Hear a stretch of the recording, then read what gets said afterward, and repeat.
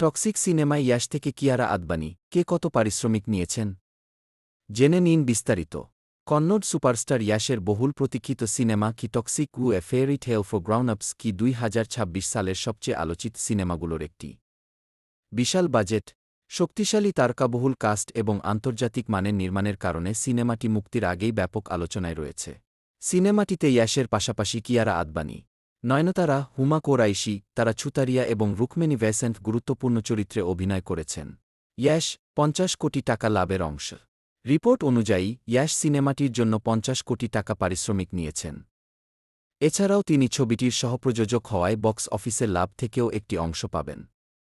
ফলে সিনেমা সফল হলে তার মোট আয় আরও অনেক বেশি হতে পারে। কিয়ারা আদবানি ১৫ কোটি টাকা।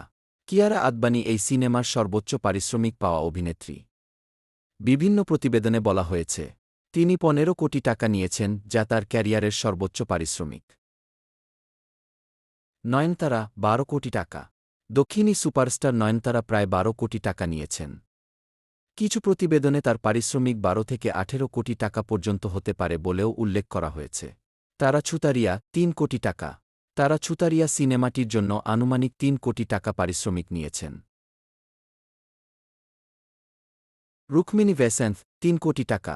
কন্নড় অভিনেত্রী রুকমিনি ভ্যাসেন্থও প্রায় ৩ কোটি টাকা পারিশ্রমিক পেয়েছেন বলে রিপোর্টে দাবি করা হয়েছে। ভিডিওটি ভালো লাগলে প্লিজ চ্যানেলটি সাবস্ক্রাইব করবেন।